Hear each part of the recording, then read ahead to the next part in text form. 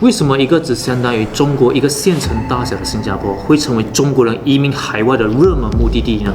从一个这样大的国家移民到这样小的国家，至少小1万多倍，绕全岛也只要几个小时就能完成了。这中国人习惯吗？截至2020年，已经有接近38万的新的中国人移民到新加坡。你这里可能会好奇，为什么我故意 mention 新这个字呢？因为老一辈的中国人早就到这里了。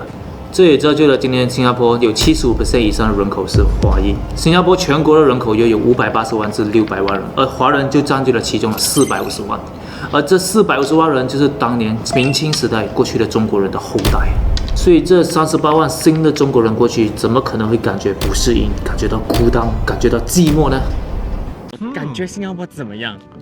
新加坡非常棒，我觉得。首先，它这个人与自然的这个环境就非常好，觉得环境非常好，绿化呀、花园、空气非常清新。我也觉得城市建设的也很好，很方便，就是地铁呀、轨道交通什么的。这里的人都挺友善的，就比如说我们刚刚去小印度那边去做采访，出乎我意料的，他们会主动跟我们打招呼，主动跟我们照相，还有回答问题的时候也是很积极。然后我觉得新加坡当地的文化也是特别好的。全世界华人最重要的节日就是农历新年，在中国称为春节，这也是新加坡的法定节日，与中国一起同步庆祝春节。当然，马来西亚、新加坡的法定春节假日可能没有你中国那么多啦，从初1放到15。我们这边最多是初3、初4就基本上会去上班了，而且也没有你们中国春运那么夸张。我们最多也就塞在车笼里3、4个钟，有些远的可能最多也塞1天了，就这么简单。Hello， 大家好，我是尼克斯，尼克是一个专注于提供国际知识的频道。如果你还没关注的话，现在是时候关注，还要记得打开那小铃铛，我会每周更新。上一期我们谈到了为何全世界富豪都想移民新加坡，新加坡是怎么吸引这些富豪的呢？如果你还没看的话，请按上面链接去看，或等下来频道找也行。中国和印度一样，都是移民大国。截至2020年，中国的境外移民数量已经达到了775万人，这位居全球第5。这只是计算了新中国成立至今的移民数量，还没包括之前的明清时代的移民。目前全球海外华裔人口约有5000多万人，这其中混合了老一辈的中国人的后代，还有新的中国移民，主要分布于东南亚。而这些华人如果全部聚集起来的话，其规模足以建立一个韩国，不是玩玩了。而这775万新的中国人移民，其中有 5% 约38万人选择了到新加坡。所以这时你可能会好奇，新加坡这么小的一个国家，为什么可以吸引到这么多中国人移民到此，而不是去其他国家呢？第一，你必须是政治稳定、社会稳定和犯罪率低的国家，不然再多华人在那边我也不敢去，保命要紧啊。而新加坡正好是政治稳定、社会稳定和繁荣的国家，人民也是不允许拥枪的，这跟美国的社会有很大的区别。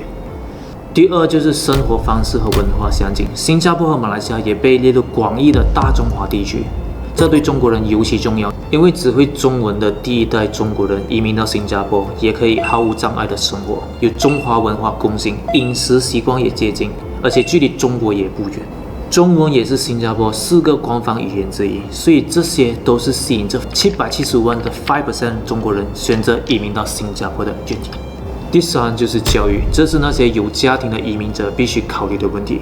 对于大多数父母来说，他们都希望自己的孩子过得幸福，在职业上取得成功，因此他们都会在孩子的教育上投入大量的金钱和精力。所以移民目的地是否具备这些条件，都需要被审视的。而新加坡的教育系统正是全球知名的，比如新加坡的国立大学 NUS 2014年的 QS 排名是全球第8，这比清华北大还要高。新加坡有着完善的教育体系，双语环境可以让学生掌握自己的母语的同时，也可以掌握一口流利的英语。这也是国际巨星李连杰从美国移民到新加坡所给出的理由，因为他要让孩子有个双语环境。李连杰说：“我在美国住了很多年，后来在国内中国大陆也住了几年，之前还去过澳大利亚和瑞士，但最终还是落户新加坡，因为我只想给孩子找个可以学习的地方，一个能让他接受中英文教育的地方，一个让我可以去做事又不用担心孩子们的地方。”可能有人会想知道说，你自己是加入了新加坡的国籍，然后你现在还要说你要来为中国人做慈善，他用了一个比较刺激的词，他说是虚伪。没问题。美国记者也质疑过我一次很好笑的问题，就是说你放弃美国国籍，拿了新加坡国籍，应当仇恨的是美国人。我一直标榜在全世界所有的舞台上，我都是说我是一个人类。如果希望被这个社会理解、开解，大家都认同，那就干脆就别做。而张柏芝给出的理由是，选择新加坡是因为没有香港的狗仔文化，能够让孩子们正常的生活和学习。然后我就很感恩，因为我2个儿子的爸爸他都非常的支持我如果香港的媒体真的不放过他们让他们有一个不好的学习的那个风气的话，他也可以让我送我2个儿子去离开香港。去一个比较安静的地方，让他们有一个好好的学习的那个环境。而早前张柏芝本人就已经常在新加坡做义工，参加公益活动，帮忙发送捐助食物。看来扎根新加坡，柏芝是早有打算喽。第4就是新加坡的护照含金量。根据2014年 Handley and Partner 的数据显示，新加坡的护照排名是全球第1，可以免签入境195个国家。而马来西亚是以182个国家免签位列全球第12，而中国香港则是第18名，免签170国。持新加坡护照可自由通行于美国、加拿大、日本、欧盟等众多国家，而且新加坡公民还可以免签进入中国大陆。这对那些偶尔想家、有时得空想回去中国看看的移民，当然是必须考虑在内。我国护照再次蝉联全球最强护照，在最新公布的亨氏护照指数排行榜上也是唯一的榜首。伦敦顾问公司亨利及合伙人在公布护照指数时表示，持有新加坡护照的人可以免签入境195个国家和地区，是全球最强护照。虽我国在去年的排行榜上也拿下榜首，但同法国、德国、意大利、日本以及西班牙这5个国家并列第1。这次这5个国家滑落一个名次，已可免签入境192个国家和地区，并列第2。当然，这种可能对你我这样的普通人可能比较无感，也就习惯。这种护照含金量的问题都可以成为移民的理由，那可能或许是你我还没达到他们的 level， 所以体会不到。对于商业人来说，这种免签的身份优势能够极大的节省他们出行的时间，全球出行都会非常便利。当然，移民的理由有千万种，我不可能一个一个全部 list 出来给你的。所以你如果觉得还有哪里有漏的，欢迎在下方留言告诉我，让我们一起交流吧。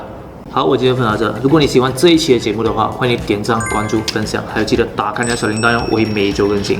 如果你想看马来西亚和新加坡在吸引移民方面为何质量上差这么多呢？一个是专门吸引那些富豪精英，一个吸纳的更多是外劳。如果你还没看的话，请按上面链接去看，或等下来频道找也行。这已经是新加坡移民系列的第3集了哟。如果你前面2集还没看的话，等下记得来我的频道找。好，我是尼克斯，尼克斯一个专注于提供国际知识的频道。我们下期见，记得关注或订阅哦，拜拜。